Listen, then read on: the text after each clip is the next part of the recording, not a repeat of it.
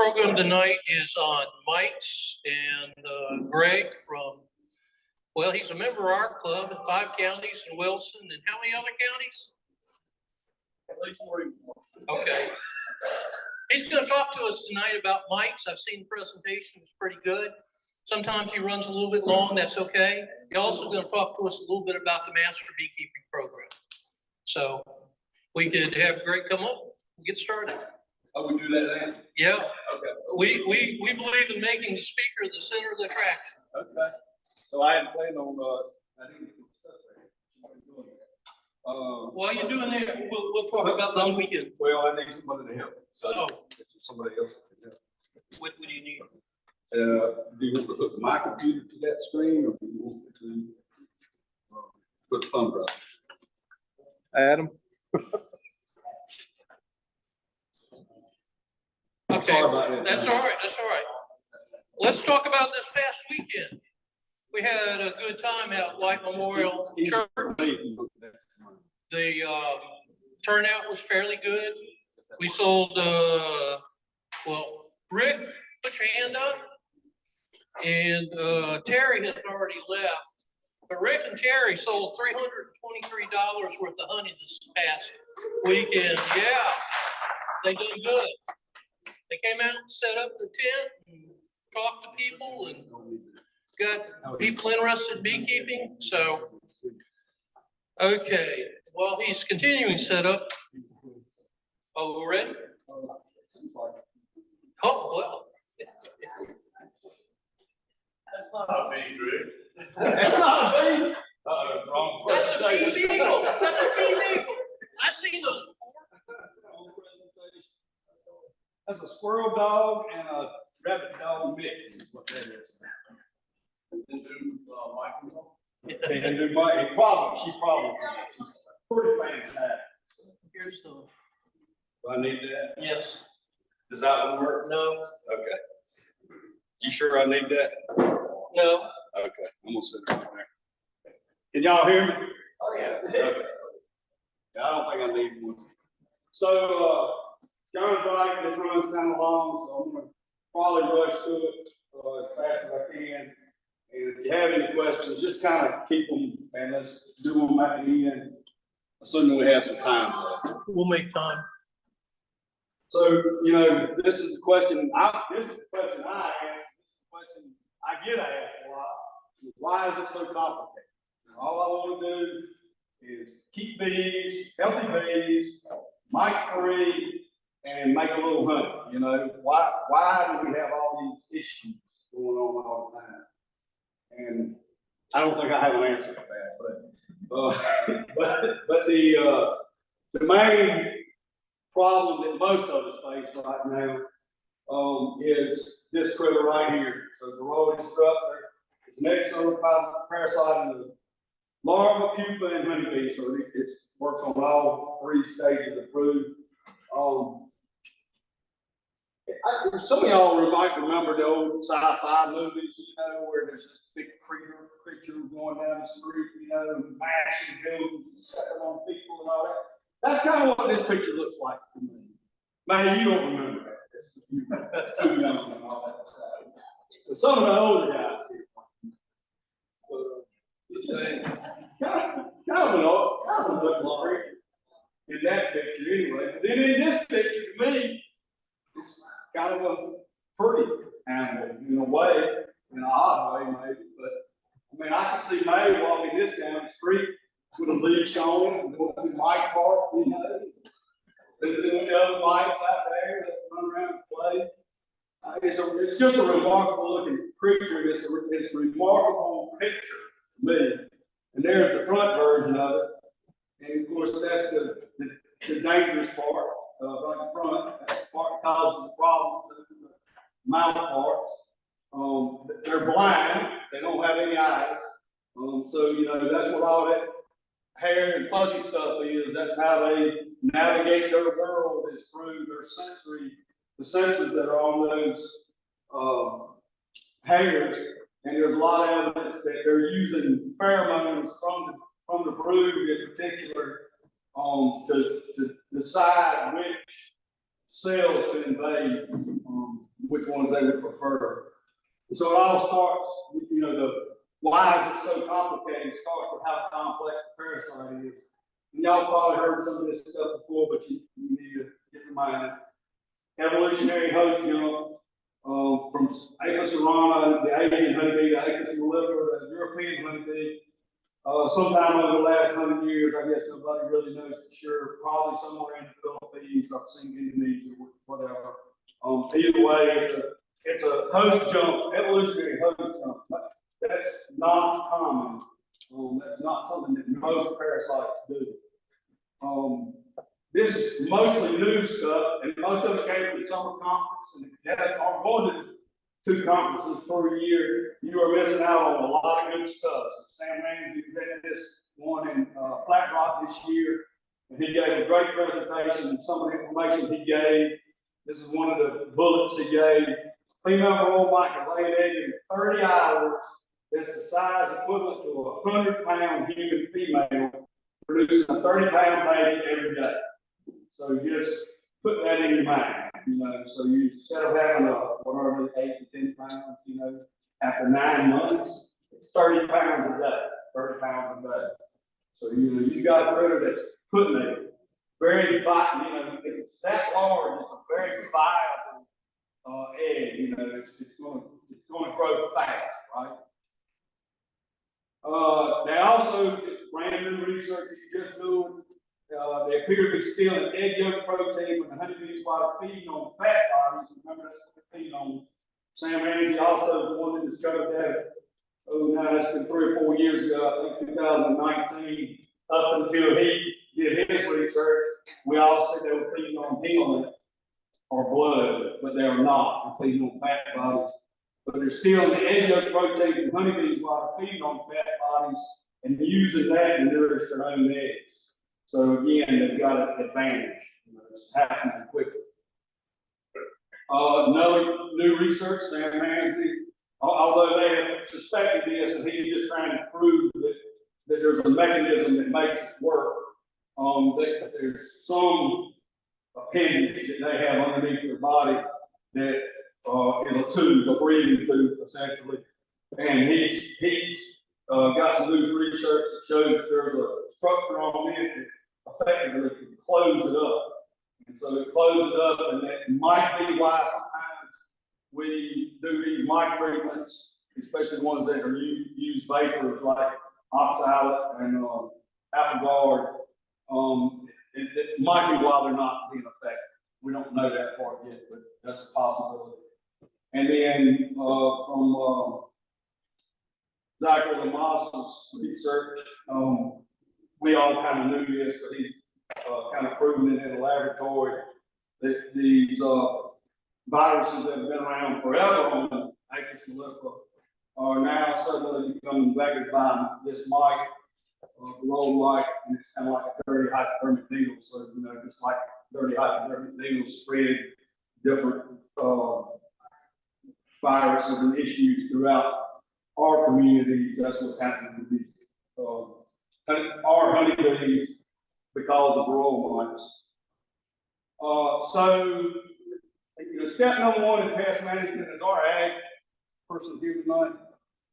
He's in the meeting there. Okay, well, he would be able to tell you that the first step in all pest management, it's just about Varroa mites, all pest management, is you got to know your enemy. You got to understand how this enemy functions. If you go way back to high school, you may remember a book called Art of War.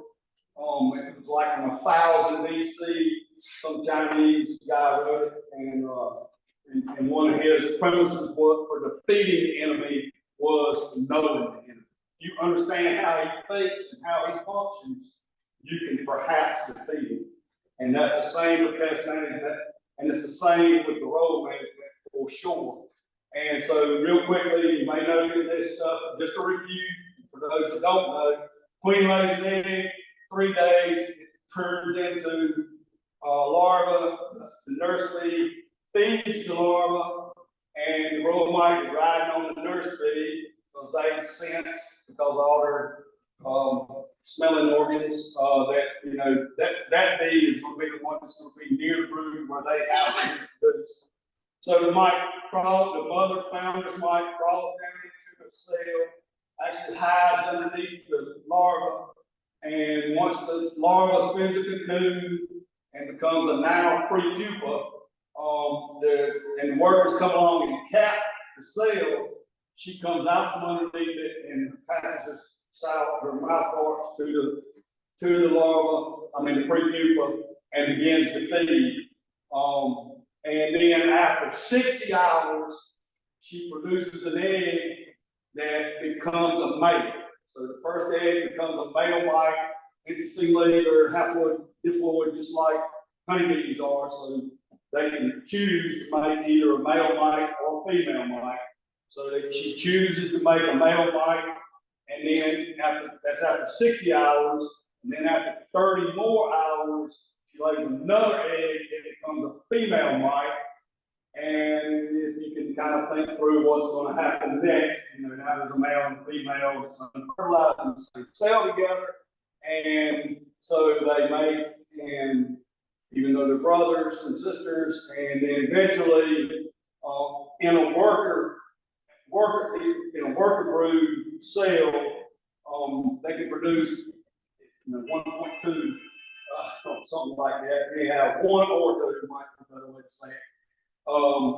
Mites, bred, fertilized female mites, and then of course the founder's mite is still fine; she can still emerge too. So on a worker bee, you can see 2 and perhaps 3 mites emerge with the adult honeybee. The male mite stays behind and dies, and any unfertilized female mites also die. So that's kind of the life cycle, and it's very important that you understand how that works and why brood, and we'll talk more about it, but why the brood, and particularly the capping of the brood, is so important in a lot of the role control, and what we can do to try to defeat our enemy, the Varroa. And this is kind of the same, some more of the same stuff. She crawls down in here. I've included it because it shows a couple of things. Number one, that she's hiding underneath the cell, and the other one shows the larvae sticking straight up. The larva doesn't do that. The larva's a C shape in the bottom of the cell. The Varroa mite is hiding underneath the larvae in the brood food. As soon as it turns into a pre-pupa and gets capped, it moves up, starts feeding. And also the other thing that I wanted to show is these little white dots in here. Does anybody know what that is? Mite poop, yeah. So quinine is what it's called with mites. But when you're a teenager in a whole body like I am, it's still mite poop. So that's mite poop down there. What's the technical word? Poop. Quinine. Kind of like guana is for bats, guanine is for, and I may be pronouncing it wrong. It's spelled exactly like iguana for bats, except I-N-E on the E. Guanine. How do you say it? Guanine. Yeah, there you go. So here's another shot of it. This is from Randy Oliver's work. And you can see it. So that is on the top of the cell. So when you look down into the cell, what we call the back, might think of as the back of the cell, is the bottom of the cell. No, that's the back of the cell. When you look into it, that's the back of the cell. The bottom of the cell is what's down here like this. Top of the cell is what's up here like this, right? So it's the top of the cell as it sits in your hive. And so interestingly, that she picks that place. She goes and she deposits her poop in the top of the cell. And for whatever reason, that seems very attractive to the male and female brother and sister that are in there now. And that's actually where they go to breed at.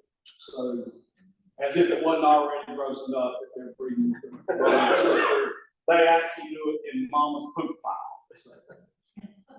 There's a lot of reasons to hate these creatures. I'm telling you. You need to know all this so you just get madder and madder. And this is just a reminder, this is another reason to hate them, you know, the reason why you can't love them like a bee, because they're not insects, they're arachnids, they're more like ticks and spiders, and what is worse than ticks and spiders? Almost nothing except the mice. Sorry.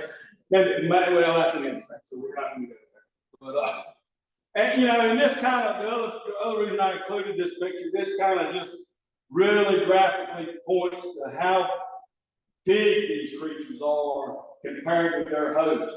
You know, I probably have heard the same thing that I've heard for years. People make a fist and put it on their chest and say, just imagine if that was a tick on you, right? Just see, you know, that's kind of a size comparison. It's this huge critter that's chewing on our honeybees. If that don't make you mad, you probably should just leave. I don't know how to make you mad after all that.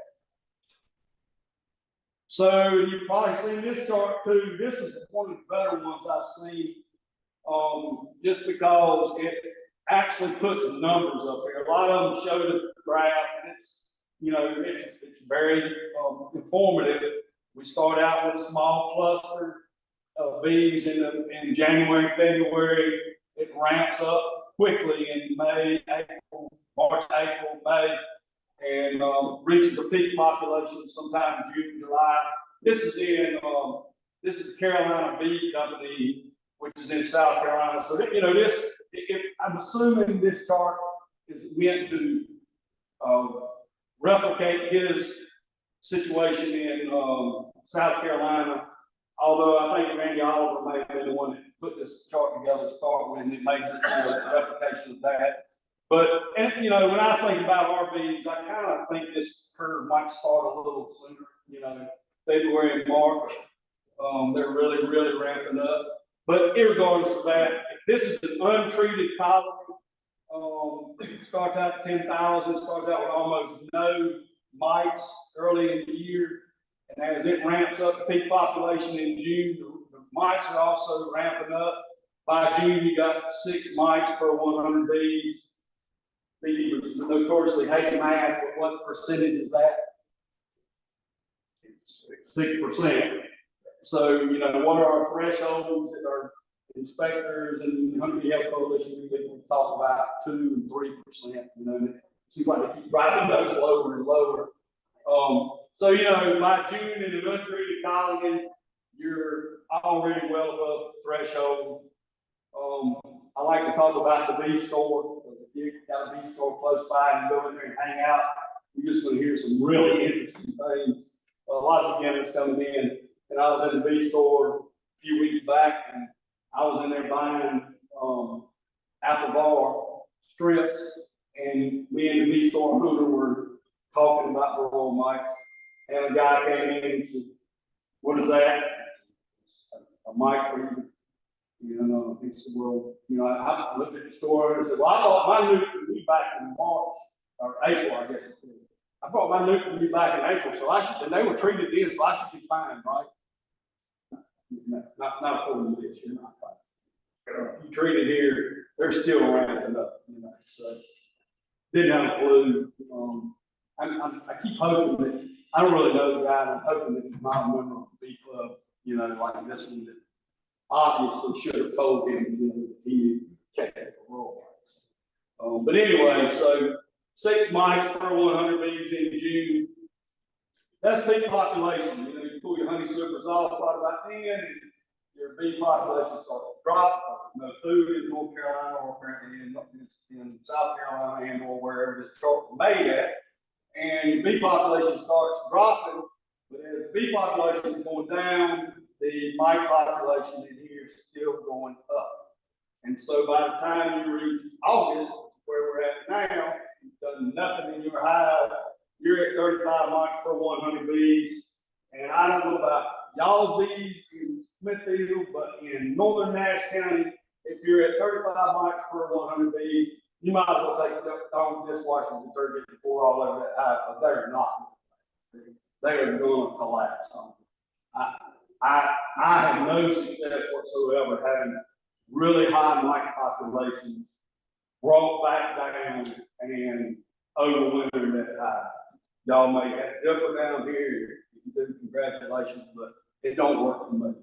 And so by December, you're right back with, now you're at 15,000 bees and 15,000 mites, right? So that's pretty high, mite population percentage, I guess.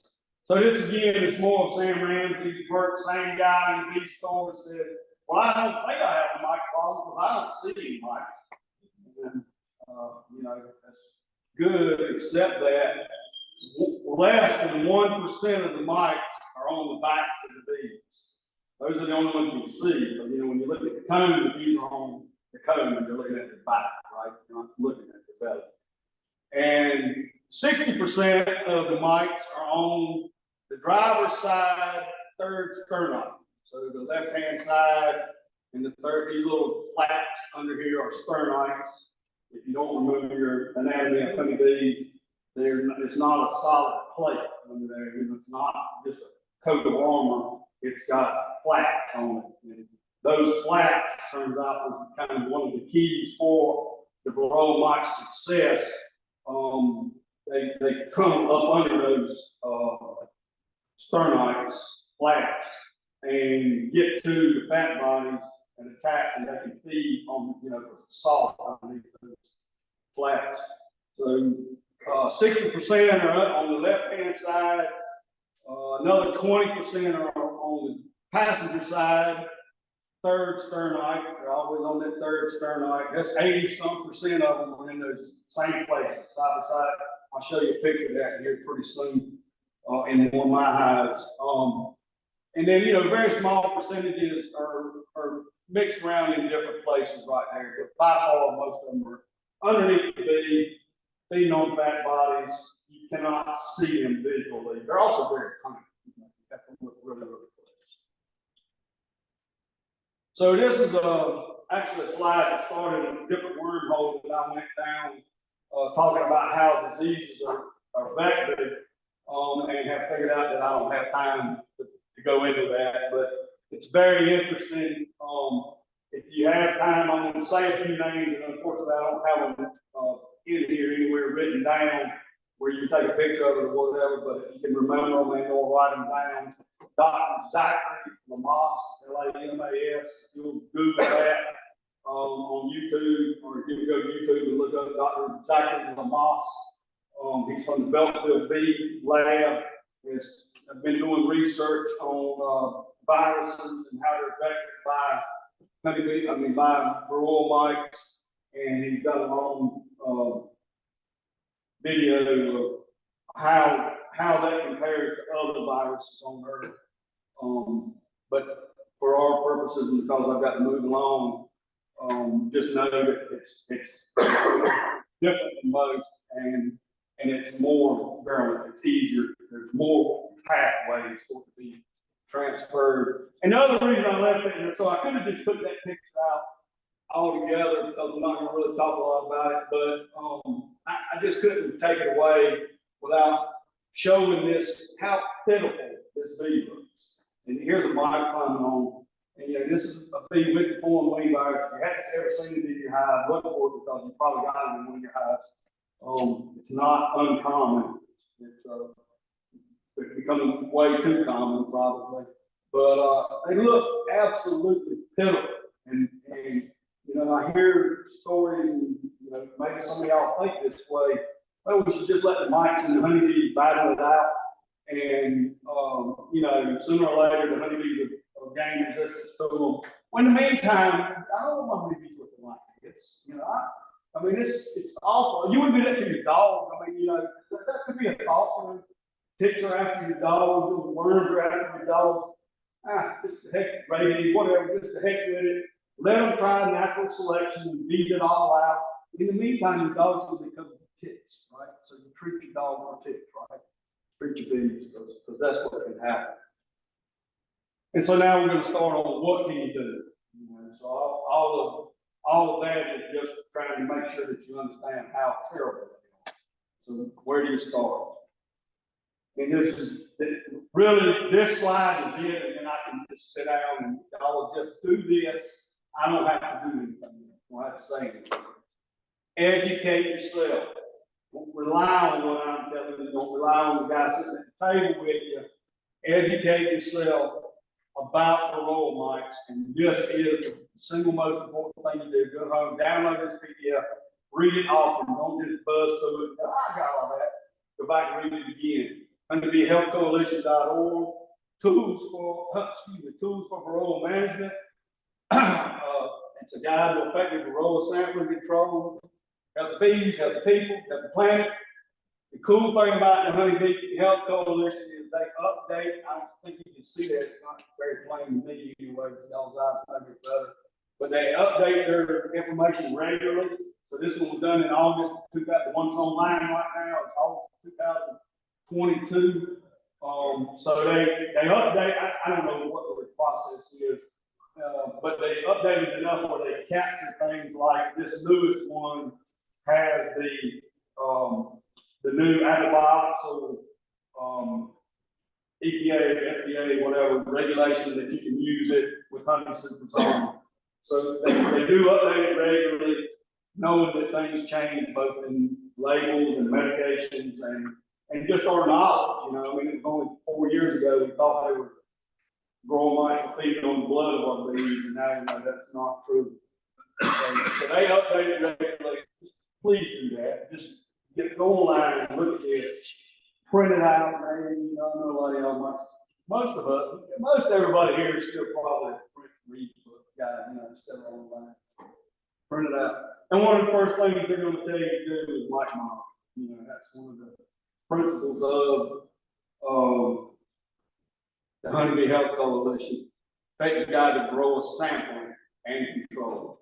So mite monitoring.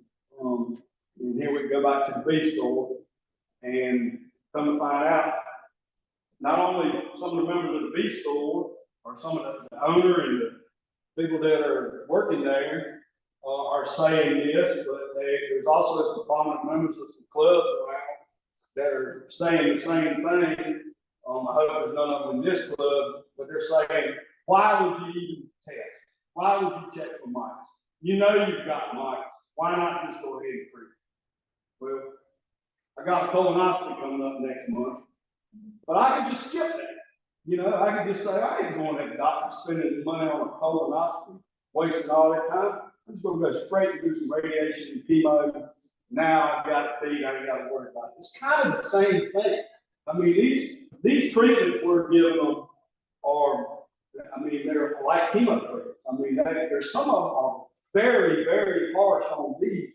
When you read the label of a chemical that is supposed to be controlling mites in your colonies, and it clearly stated on the label that it's going to kill up to or more than 1,500 to 2,000 of your bees, that's pretty rough. And it says that says it on the label.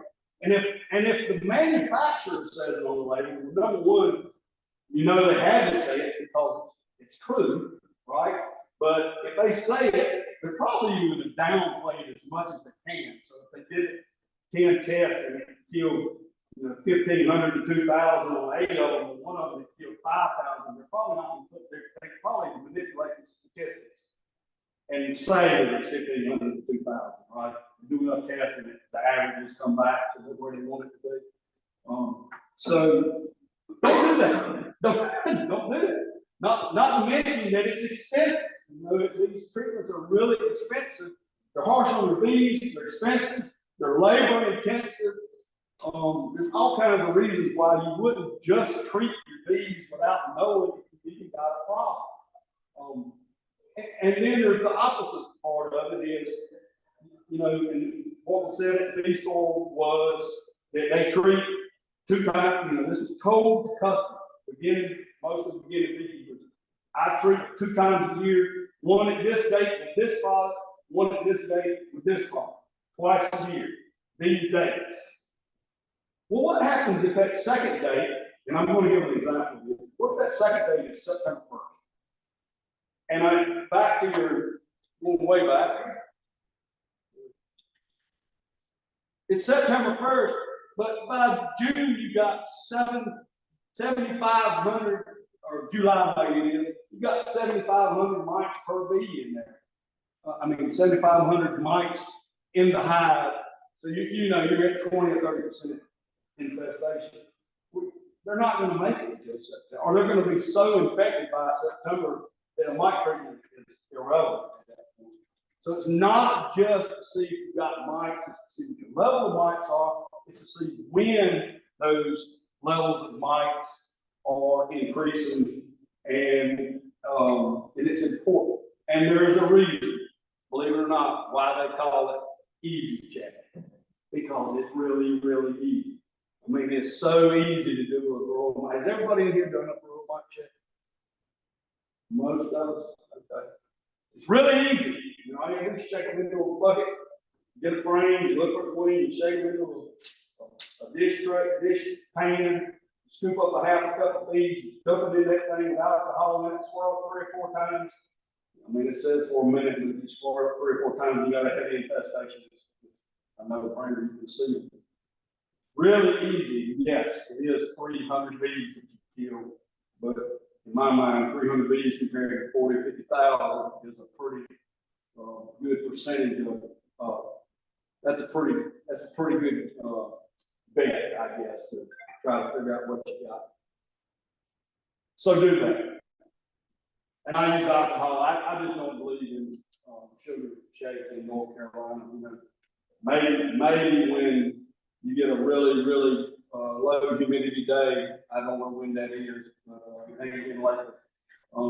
It might work, but it's the powdered sugar just sticks to the bees and sticks to the mites and just clumps together, and it's not accurate. I've seen that over and over again. Just get alcohol wash and use it. So the other thing that I do, and I highly encourage, is drone brood monitoring.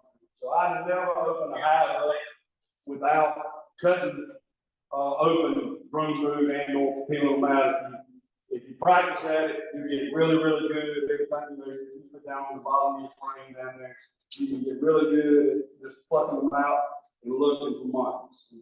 And you're not looking for a percentage of infestation. It's just something you can do. So you're not going to do an alcohol wash every time you go in your hive, right? You don't have time probably, and you know, it'll be redundant at some point.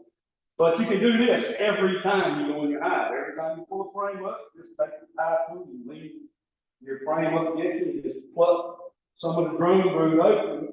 And if they're all clean, good. So I don't got the rest of your business. You start plucking them open and you see stuff like this, and trust me, I hear people go, oh man, that's unbelievable. There's a lot of y'all got hives just like that right now. I promise. There's drone breeding in some of your hives right now that are racked up. That's not unusual. That's typical, actually. And especially at certain times of the year, right now in early spring, when they're starting to make a lot of drone brood.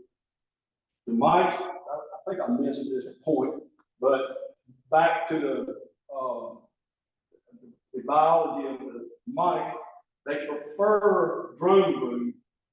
When they were on Apis cerana, that's what they infected with drone brood, and that's why it wasn't that critical to their Apis cerana. They're not big honey producers anyway, but it didn't cause a lot of problems with Apis cerana because it was the drones that were being attacked.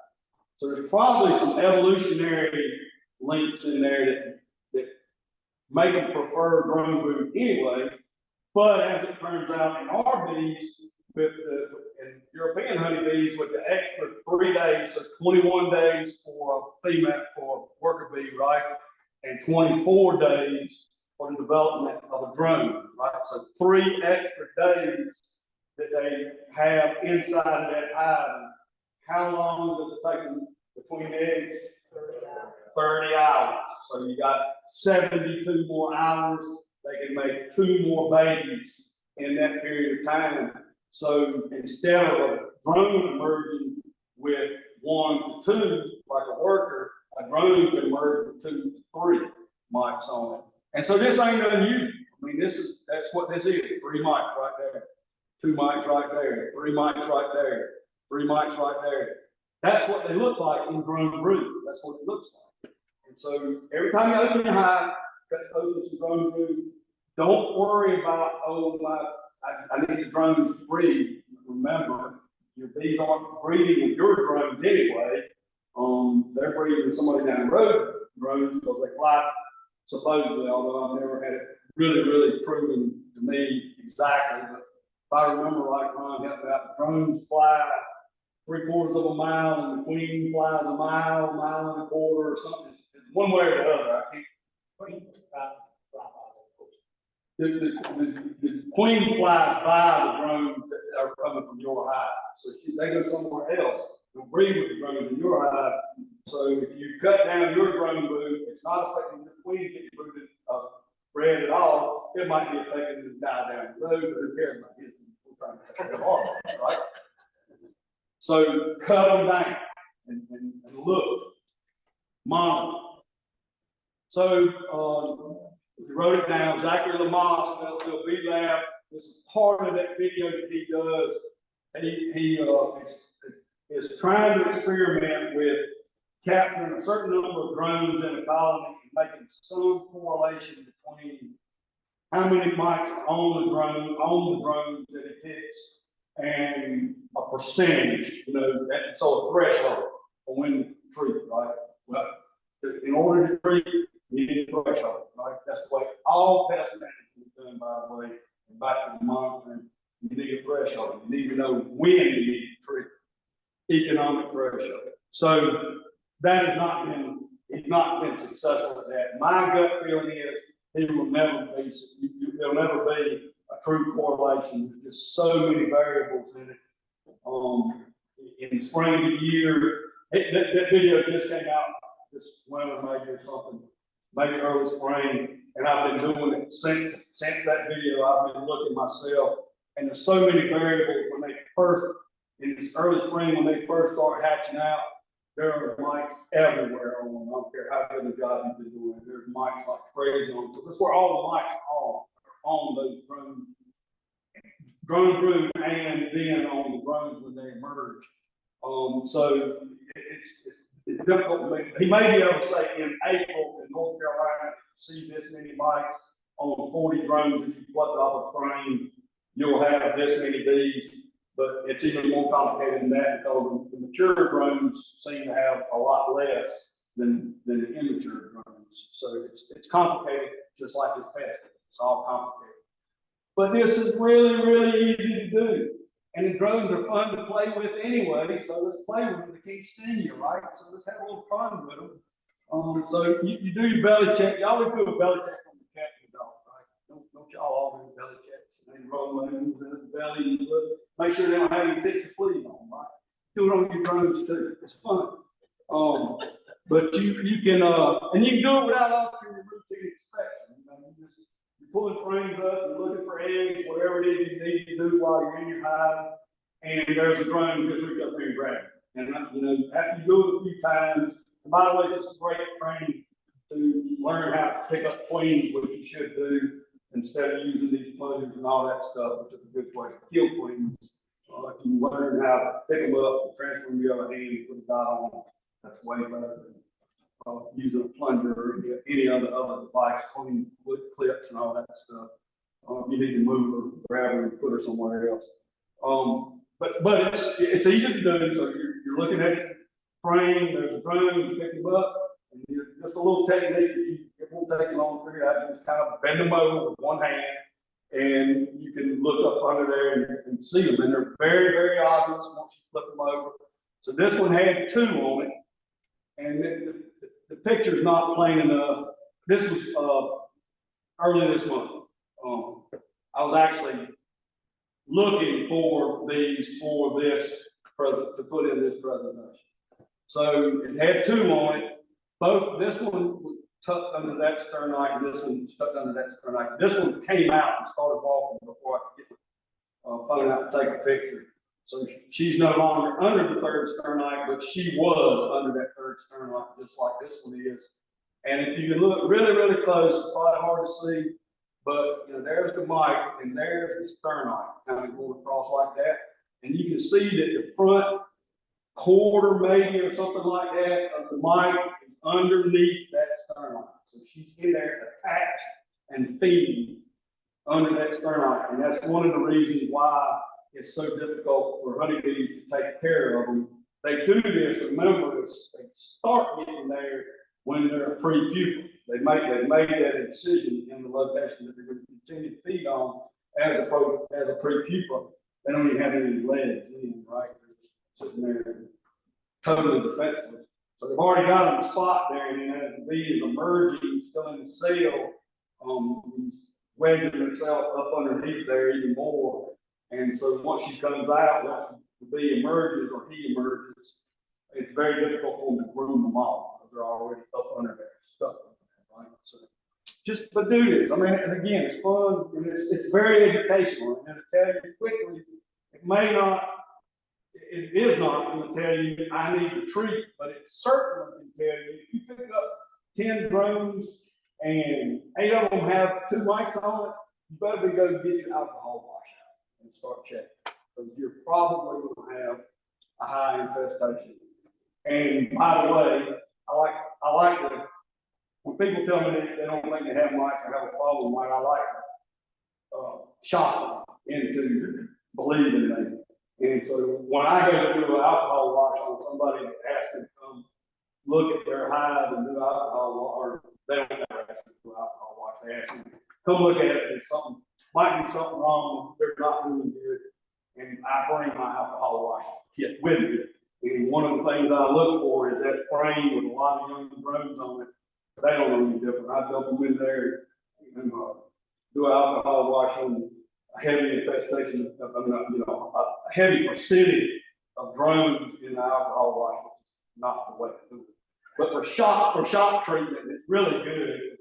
You do about 3 swirls and you're going to have 25 mites in there. And so all of a sudden you say, yes, you do have mites. And if you want to get real with them, then you can go back and say, this is the frame we should have. One with nurse bees on it. Because remember, these thresholds are done or created by people that are doing research, and they're using specific parameters. And the parameter for an alcohol wash is it's off of a frame of nursery. So if you remember when you do the alcohol washing, dump the bees into the container, and if you got overzealous and over anxious beekeepers, like we had at 5 County a few weeks ago, that as soon as you dump them in there, turn them up and scoop them up and throw them in the alcohol water. Now you have a bunch of foragers, right? The foragers are still in it. When you first dump them, they all are sitting there kind of shot. But if you give them 2 or 3 seconds, the foragers will fly away. And so then you truly have nursery sample.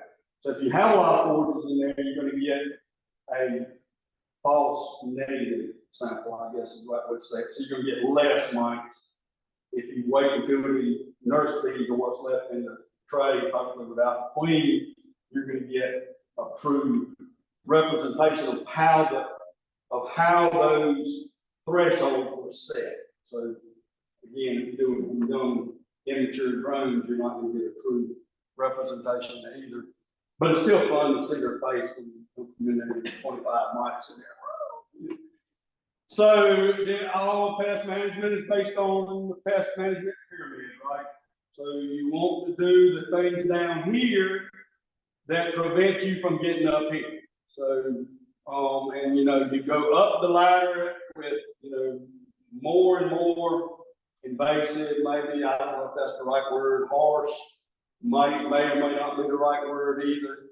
But what you're trying to, the ultimate goal of pest management in any pest is to avoid synthetic chemicals that are that potentially can have resistance, right? So insects, arachnids, other creatures can create resistance to certain synthetic chemicals, and I think maybe most. And again, if our ag guys here, maybe give a better answer to that. But I think most insects can create resistance to almost all synthetic chemicals. There is some things about how you use it that we'll talk about in a minute that mitigate that and lower those possibilities. But if you can get them down here, you got to go up. Most of this stuff is almost free, or relatively cheap maybe. And kind of as you go up, some of it gets more expensive, although some of them are not as expensive.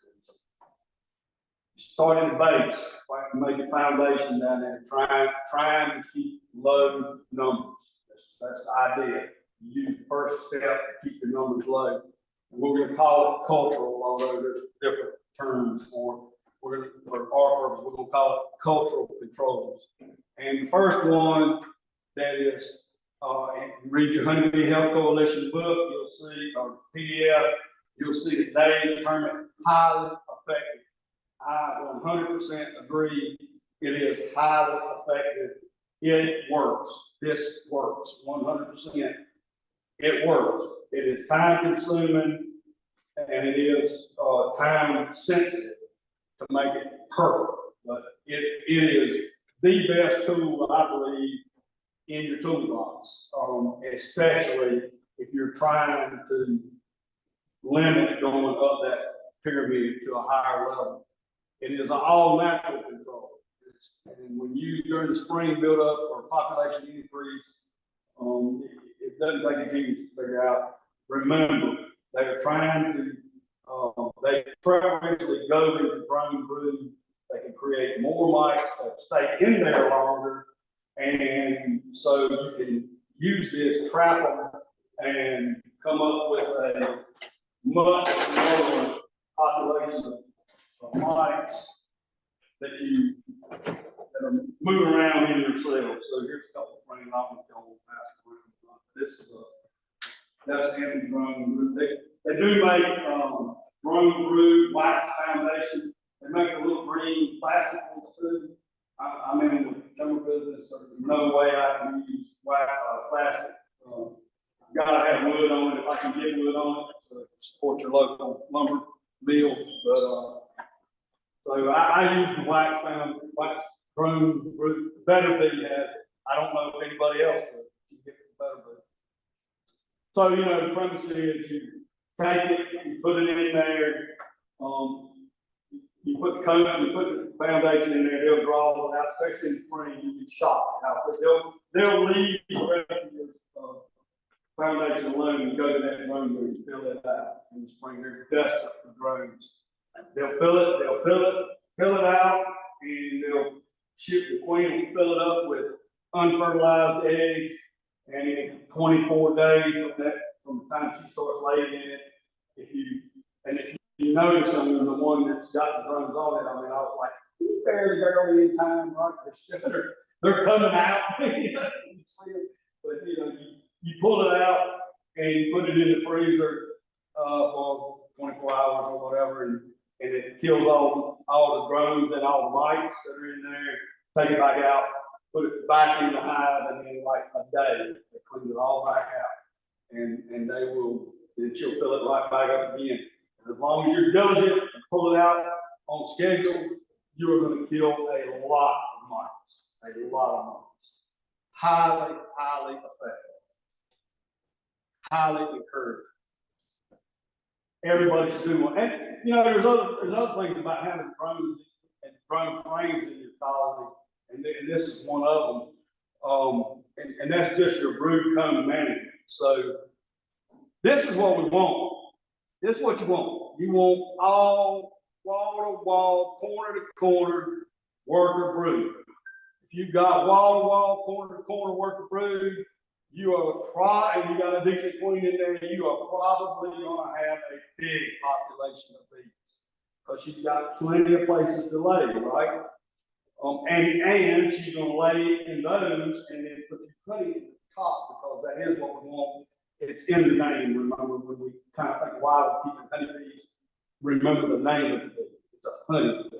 We keep it for the honey, right? So plastic foundation. Some of you may. I started with plastic foundation. Started hanging with a crowd. You got to watch when you're hanging in the crowd. Right? I hung with a crowd that said, "Oh no, you got to use wax foundation. It's way better." So I put about 500 frames together. Got Lisa to wire on. She still hates me because of it. Put all that wax foundation in there. and put them in my hive, and 2 years later, I was like, I despise this stuff. I mean, there's all these little gaps in it, you know, where they can put swarm cells that you don't have on plastic, you know. So now I've done my plastic, promotion for the day. Huh? Using wood frames. Yeah, I'm using the wood frame. I'm using the wood frame. Well, there's nothing you can't use wood. If you could use wood foundation, I would use wood foundation. But nobody showed me. So if you invent that, I promise I'll be your first customer. That plastic and wax, not plastic and wood.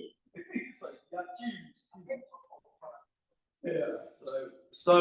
But they also, what they do with more so with wax foundation is they tend to store it. They can manipulate it easier than they can the plastic foundation currently, and they make more drone cone on your wax foundation than you would normally find on your plastic wall. But the other thing is, if you give them that drone brood frame, they will have even less incentive to do that. So they want a certain number of drones. They don't care where they are in fact. If you got this wall to wall in your box, they're going to go underneath it, you know, between the brood boxes and put it. Or they're going to distort one of your frames. They're going to figure out how to make drone cells. But if you give them one that's already made for drone cells, they'll go to that and make their drones over there and leave your other ones alone. So brood cone management is something I think we pay way too little attention to. I go to 4 or 5 different apiaries. I haven't been in this one in a while, but club apiaries. But when I go, I see a lot of distorted and poor quality cone. And then they wonder why, you know, these are struggling in here. This is how I've always struggled when I look at it. Well, you know, there's 6 frames of all pollen, you know, 2 frames that are, you know, half a frame of drone brood, half a frame of worker brood, and 2 frames of honey on the outside. How do you think they're going to thrive? You know, they can't thrive. They got to deal with what they got. And they're not going to pull that pollen out of them.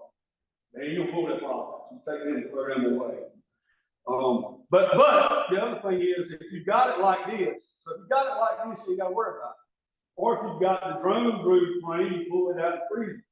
But when I get this, I go, man, I can kill all of those drones by just pulling this out and putting it in the freezer.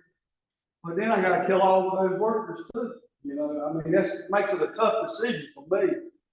Lately, I have just been biting the bullet and I just kill them all. Put them in there, and then I clean that frame up, give it to Lisa, and say, put me a plastic foundation in there. We're never going to have wax again. Sorry, that she does it because she doesn't want any more wax either. So try to work on the frame. Try to make sure. Go the next time you're in your hive, look at your frame and make sure that you're using worker brood frames where you need worker brood. It'll help you in your Varroa management. So this one is a big one for me, and I just bought this just came later. They had a single frame isolation cage for maybe a year or so, but maybe longer, I don't know, sure. But they just came out with just a few months ago. They came out with the advertised they were going to have it. I said, I gotta have that stuff on the waiting list. And the first day that they had them, I had one being shipped to me. I've already ordered it. So it's a 2-frame isolation, queen isolation cage. And I have not had a chance to use it yet. I've been doing some of these presentations and wanted to carry it with me, and I only bought one because I want to see for myself that it works. I'm not one of them people that likes to believe what a lot of other people tell me. Although I do believe this. I mean, like, everything about it is logical. So brood breaks and queen isolation. So splits and brood breaks are somewhat effective, depending on the season and the duration of the brooding period. And it's a natural treatment, right? If you're just doing a brood break, it's a natural way to control Varroa mites. And that helps in the control of Varroa mites. But for much higher efficacy, the use of this queen isolation cage in combination with, he says, this is Dr. David Peck, who was also at the summer conference, and I was lucky enough to kind of get him to the side and talk to him for quite a while about this cage and his plan. This is a lot of his research, and he's proven that it works to himself, and he basically proved it to me too, sitting there. He says, treat with a miticide. That's probably not real visible. Can you enlarge that? I cannot, that I know. Can I know? Can somebody else that knows and make it out? I don't know. No, I can't. But it's on, if you go to Better Be and look up the 2 frame, it might even be on the 1 frame isolation cage page. But if you look it up, it's on their webpage. The Better Be queen isolation cage, that's on their webpage. Again, he says use a miticide. He didn't want to come right out maybe and say Apple because they're the only licensed seller of Apple, and maybe he thought that would be a little bit too promotional to them or something, but that's what he means. And so I can't blow it up, and I probably can't see it any better than you can, but basically you're just doing your normal hive management right here. And at some point you put the cage in here with 2 queens. I never bought the single one because I couldn't do the math in my head on how she could stay on one frame, in a cage on 1 frame for a long enough period to make the brood break worthwhile. And you're going to have to do the math yourself, go back and educate yourself. But it became logical to me with 2 frames that could work if you pick the right frames. You know, the right frame for me would be one that she's laying on at the time and maybe an empty frame. And if you do the math on how long that cycle is, by the time there's what 12 to 14,000 cells on a deep frame, and you have to do the math how long it would take the other bees, the ones that are already laid where she was already laying to emerge. But it was logical. David Peck also walked me through it, and it was logical enough to me that she could stay on 2 frames for this 16-day period. That's what that right there is, Phil, 16 days. So you cage her for 16 days. In the meantime, the frames outside of the cage, obviously at 21 days, nobody's been laying there. So in 21 days, the worker brood is going to emerge. 24 days, the drone brood is going to emerge. So you release the queen at 16 days, and then at I think it's like 19 or 20 days. I can't remember exactly, but it's prior to any of so it would be 21 days, right? Because so y'all help me with this math here. So it'd be 21 days. So at 21 days, you release her at 16 days. At 21 days, you remove the 2 frames that are inside the isolation cage, put them in the freezer. Now remember, you are killing, probably 20,000 bees, but at the same time, we're out killing mites. I'm not saying this is a honey production method of control. This is a natural method, fairly natural method. Right. And yes. I've been doing good grades since 2012, right? Put her in one of those cleaner. Yeah. I usually isolate her between 32 and 42 days. Okay. Get almost honey production. There you go. So that I didn't know that You part. gotta be careful because they will fill every cell. Okay. Thank you. So it is possible. It works. It 100% works. And the beauty of this one is, at the 25-day period, you hit them with oxalic acid.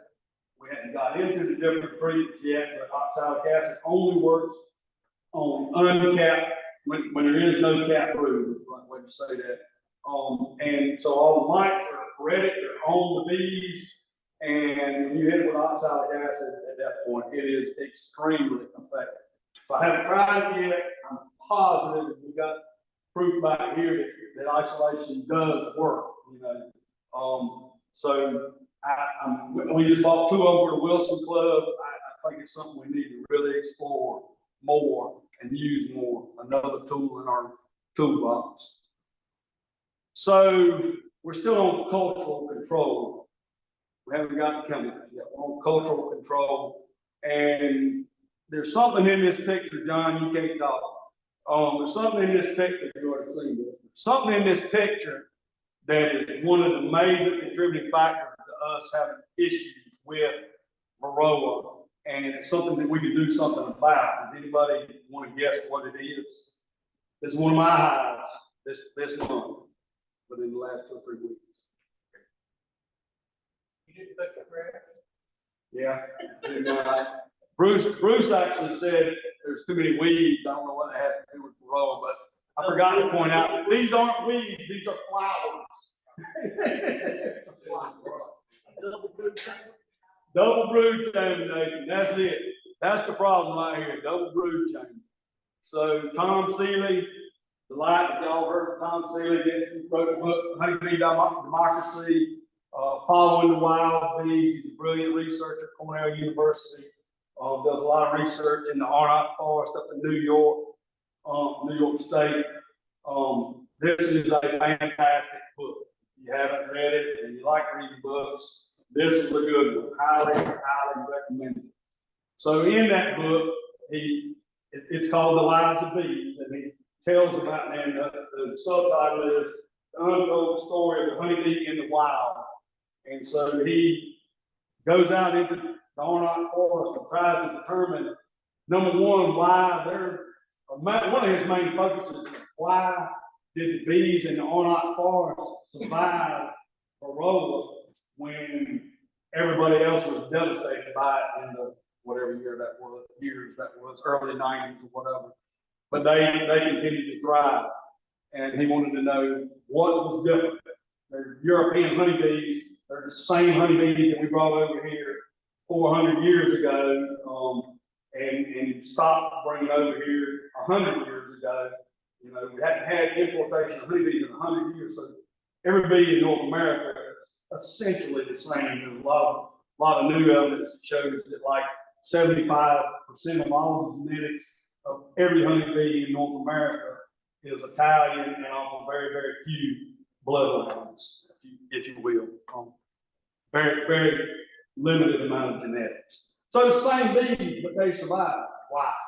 And so he introduces in that book the concept of Darwinian beekeeping. If you're into the word natural beekeeping, and when I get into the chemical part of it, and I've already told you that they're extremely harsh on bees, if that ain't for you, buy this book and read the whole book, but especially dwell on the end part of it where he talks about Darwinian beekeeping.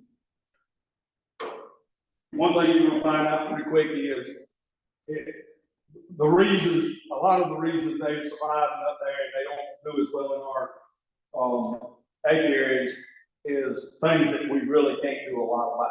You know, you can't keep one colony of honeybees and then have another colony a mile and a half away and nobody else has any bees and there's no feral bees in that same circle. You know, that just don't work. But it does work in the Arnott Forest or in any undisturbed forest where you don't have man involved in it. So wild colonies live in small nest cavities opposed to large cavities where you house them in double digits.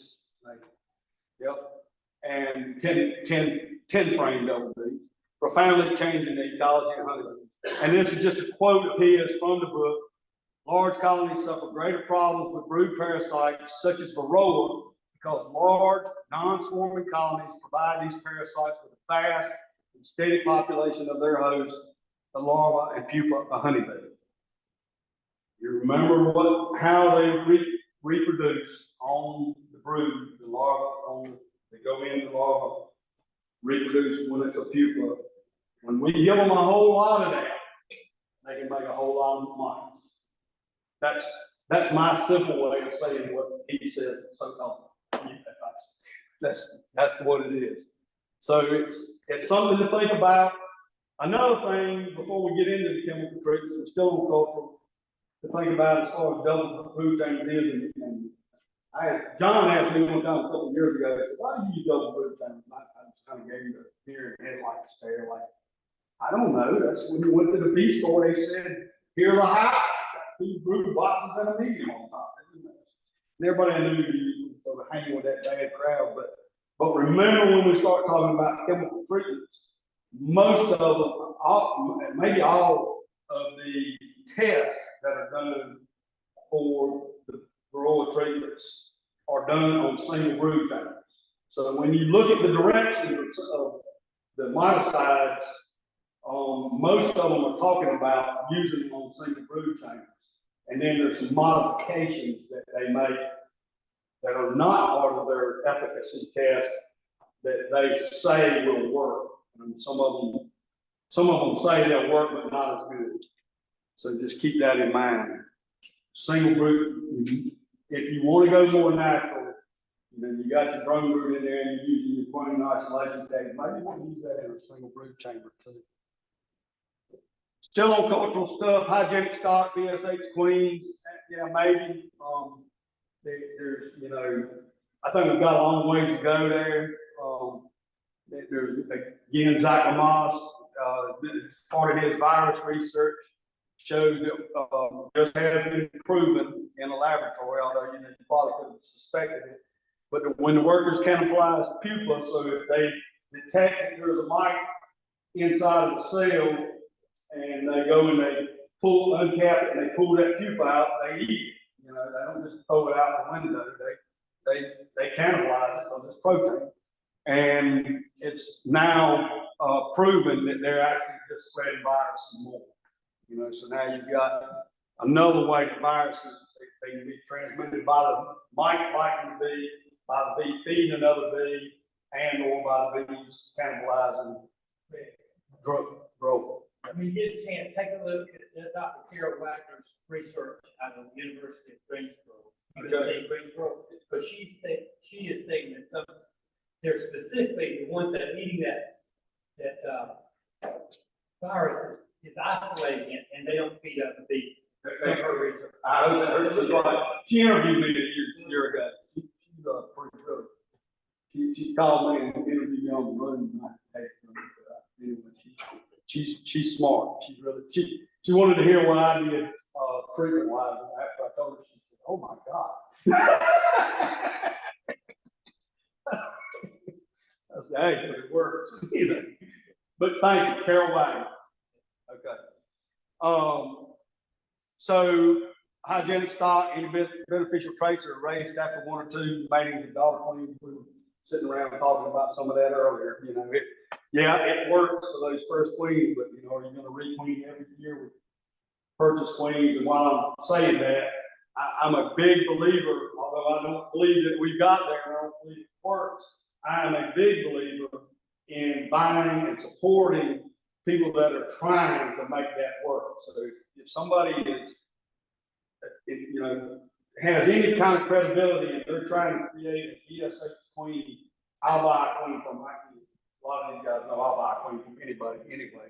But because I believe in a lot of genetics, I believe maybe the trick to it all will be, and I think Adolphus talked about this in his presentation a year or so ago, whenever it was in this room. It's very genetics. The trick might not be one genetic trait that's specifically VHS or whatever BSH, but it might be multiple traits that are actually going to be the trick to finally beating this mite. But they're raised after 1 or 2 matings, and I just told y'all buy any queen. I've had some Varroa sensitive hygiene queens that they had almost no Varroa mite, but they also had almost no brood, so they would just pull the brood out, and they'd stay on a 3-frame cluster for the whole spring honey flow season. But I still buy it. But you never know, you might get a good one of these days. So I like the old books. R.O.B. Manley was was honey farming. His book, Honey Farming, was written in 1944. So he was in England, so Hitler was bombing them, you know, so I can't imagine working your hives and bombs were hitting out nearby, but apparently he was a tougher guy than me. But back then it was tracheal mites, right? That was the killer, the end of all honeybees at the time, and it did a pretty good job of wiping them out and changing the genetics of them for sure. But he's just talking about, and this is a quote from him, just talking about trying to use natural selection to create resistant strains. And he said the fundamental fact that it's impossible to produce a strain of any domesticated animal having those characteristics, especially developed, which make that strain particularly useful to civilized man, without at the same time sacrificing to a large extent the quality that enables that species to exist in the state of nature. Does a whole mouthful there, but kind of think of it like this. So turkeys. So, you know, we breed turkeys that have this huge breast, right? Well, what that creates is a turkey that can't fly. If you're a hunter, or if you spend any time out in the woods, or even if you just have any kind of logical sense at all, you will understand that a turkey could not survive in the wild if it couldn't fly. You know, if a coyote or a fox gets after it and all it can do is run, sooner or later they're going to run it down and catch it. So it has to get airborne. But we bred it to have a big breast, and you know, now that creature is no longer viable in nature. He's just kind of saying the same thing about trying to breed honeybees, because remember, they're just livestock too, just like turkeys and chickens and cows and everything else. You know, they're livestock. If they weren't livestock, we wouldn't have brought them over here 400 years ago, because they are stinging insects too. What idiot would bring a stinging insect over here if you didn't need it, right? So he's just trying to say, if you're trying to let natural selection create a bee that's going to be resistant, like a lot of people talk about with honeybees, you're not going to have really good honey producers. And again, that's probably what we want. Probably why we keep it. Use caution with chemical treatments. Follow the label directions, the label law.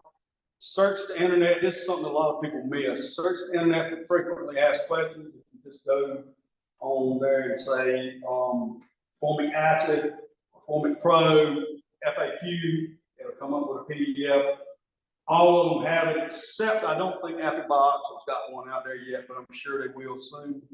And then I always refer back to the Honeybee Health Coalition Management Guide, and they've got some really good instructional videos. And actually, our state apiculture program is putting out some videos too that you probably can pull up on their NCS and DA website. They're pretty informative. Don Hopkins is starring in them mostly. So the first one, you want to go up the pyramid. First thing is essential oils, Apigard. This is the way it comes. This is a 10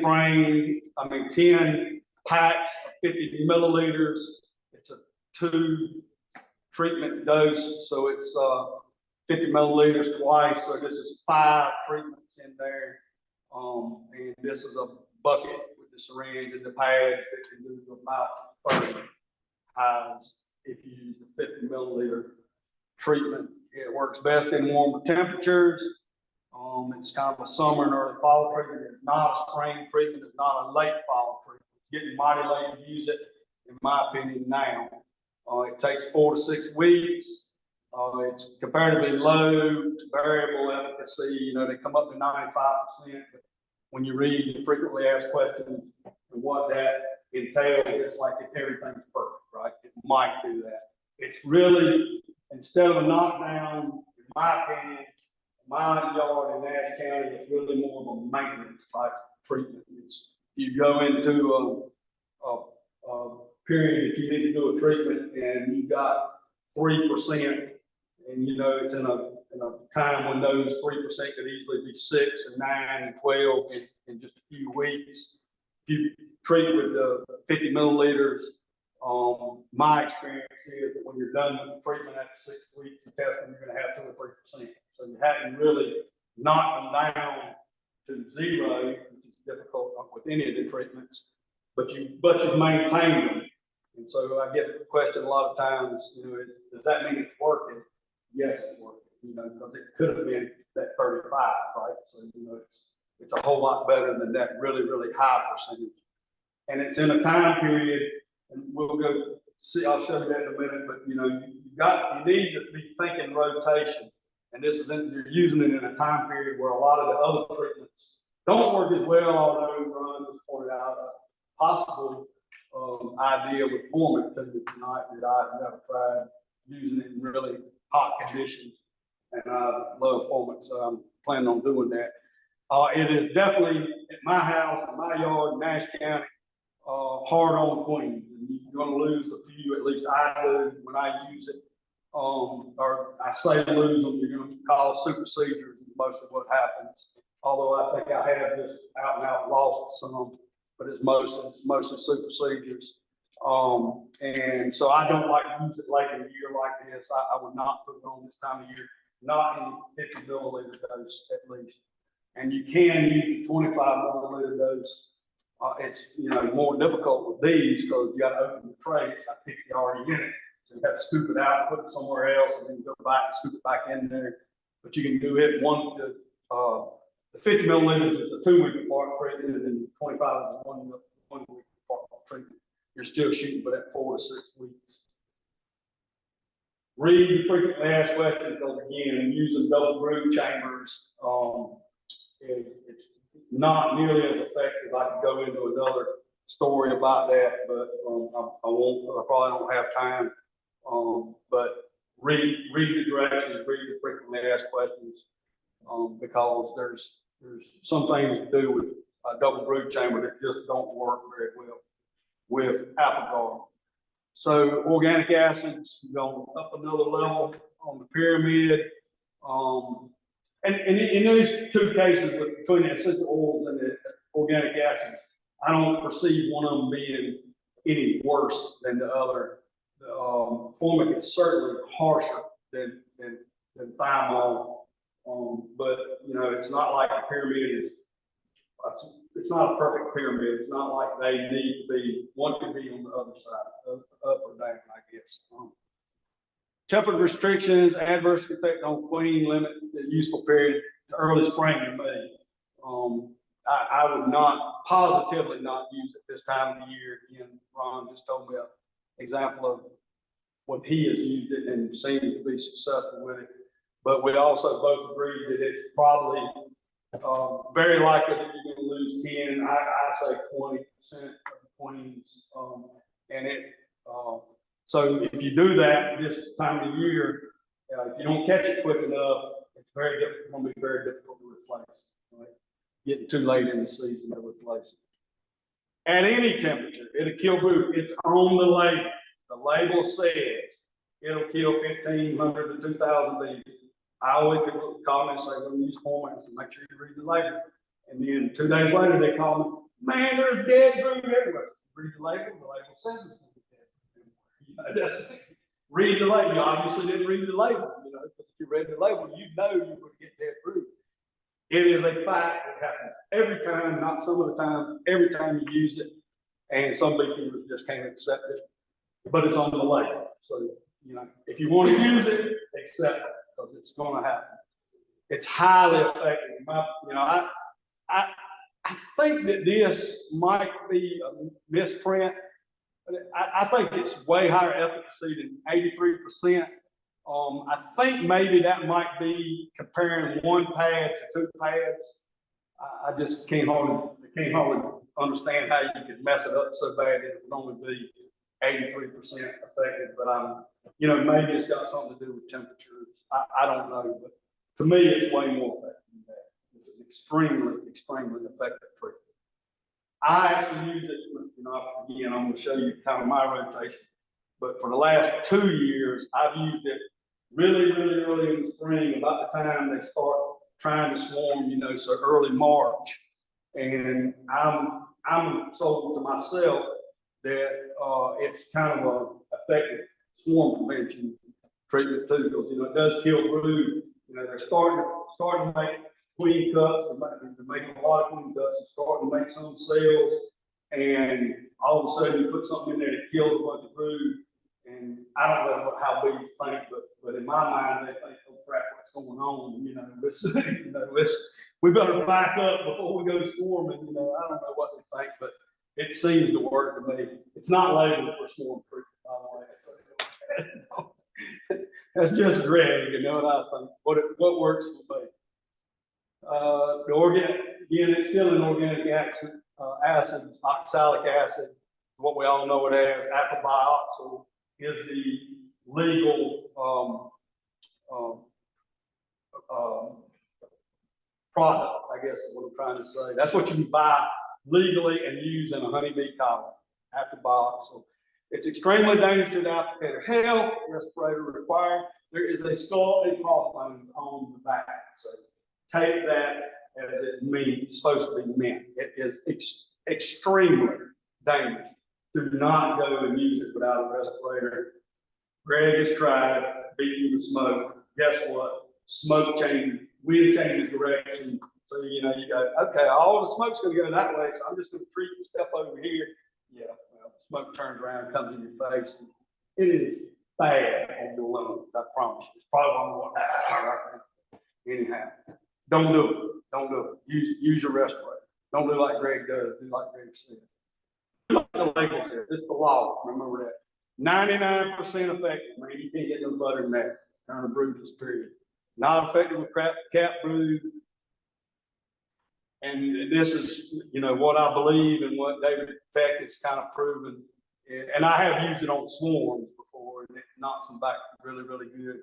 But with a planned brood break, I think it's going to be extremely useful in the IPM rotation.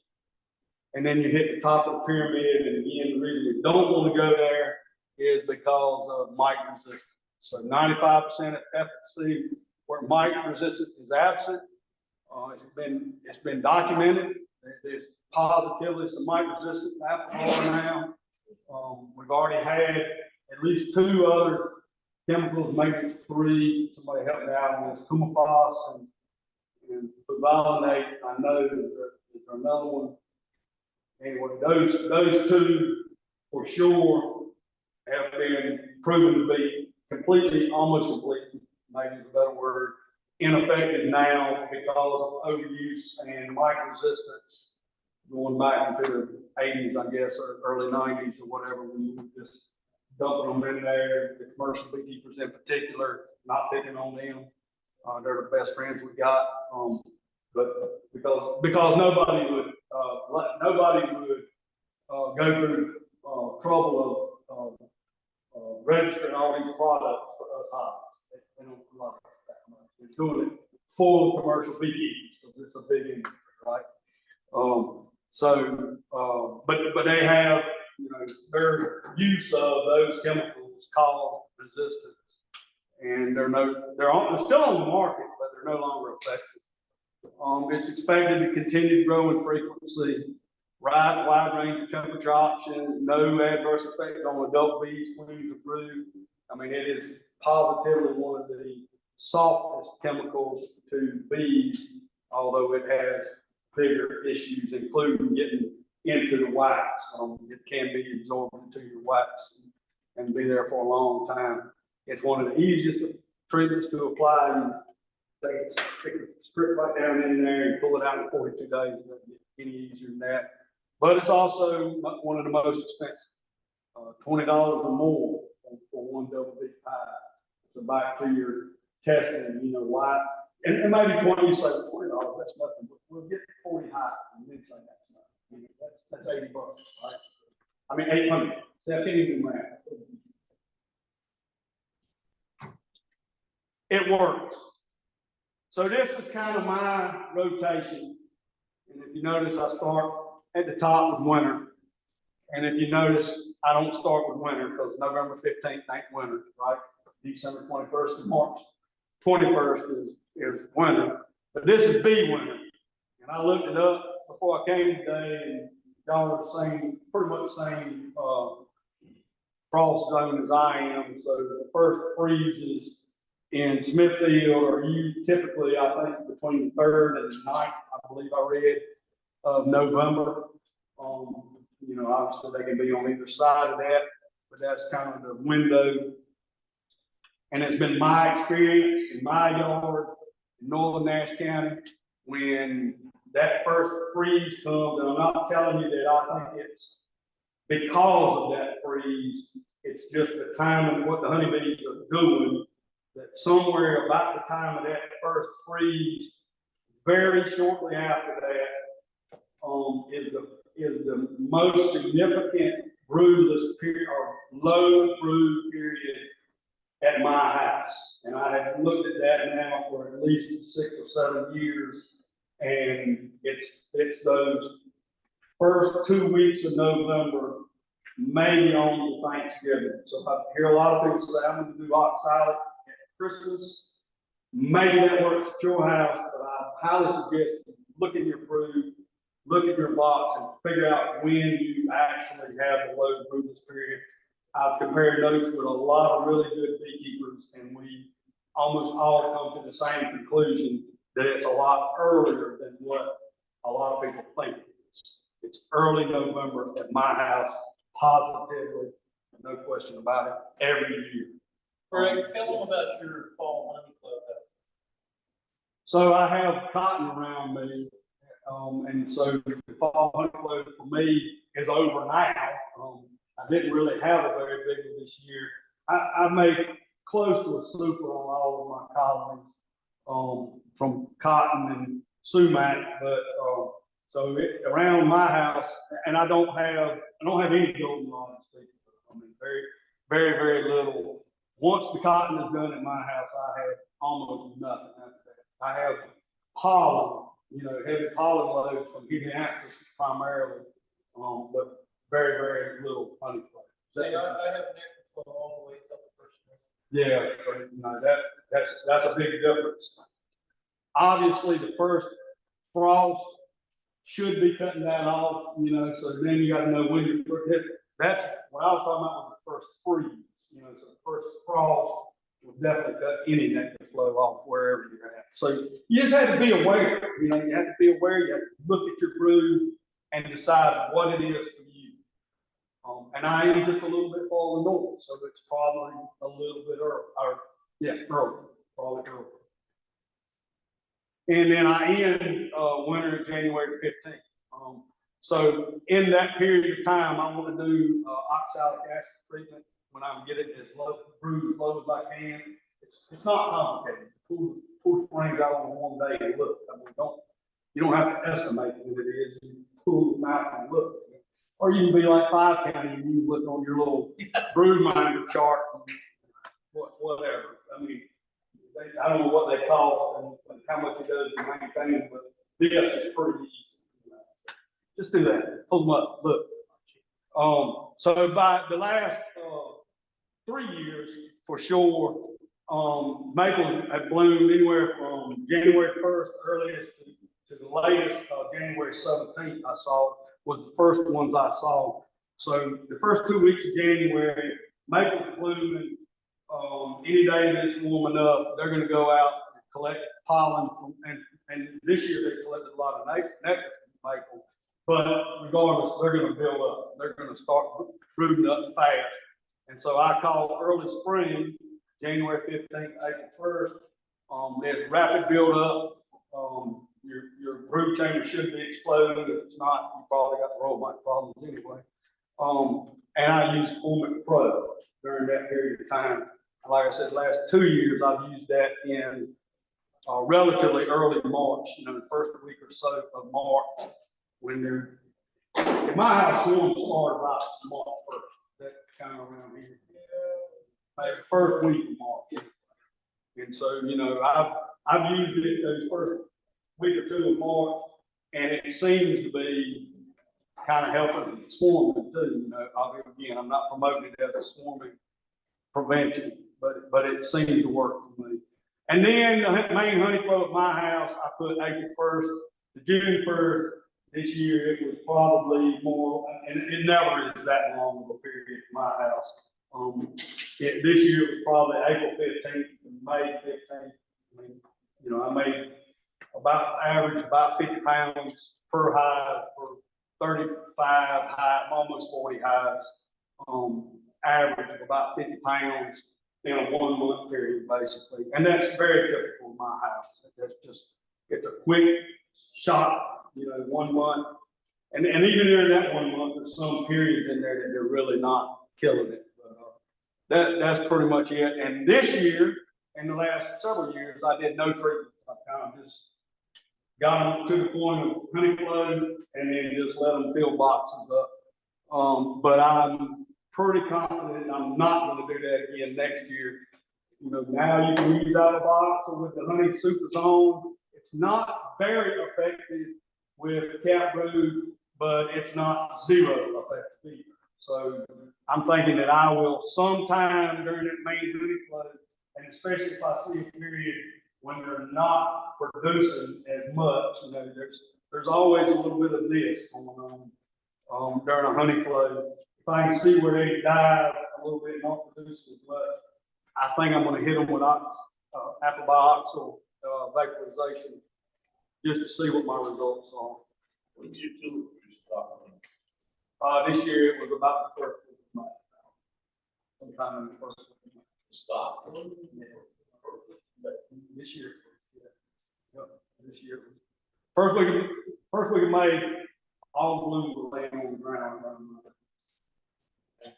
They were done. Clover is the only thing that extended my honey flow. So we had clover into about the third week of May. But yeah, the poplar note for sure. Typically would be about the second or third.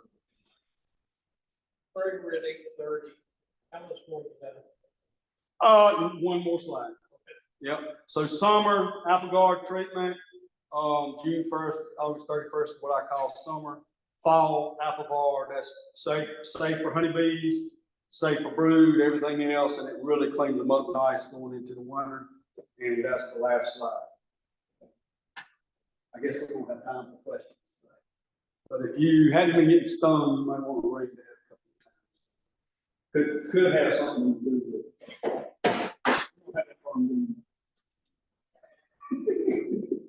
That's it. Any questions? Go. Thank you. Frank.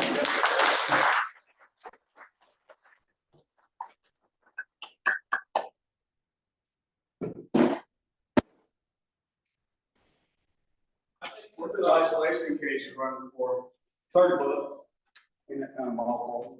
Okay, the only thing I've got to say before we end the meeting is I want to, anybody that's interested in a board position, please come up and see me or any other board member about a board position, because we have elections in November.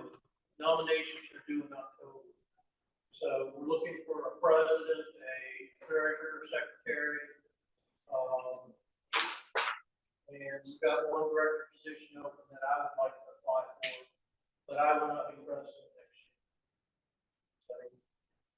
So, someone interested, please see one of us out.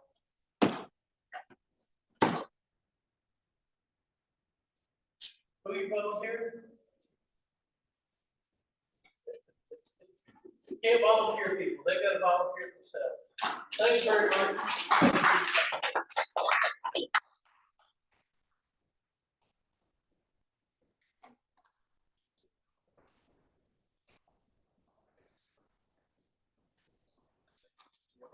That makes it easy. Right? So you pick them up.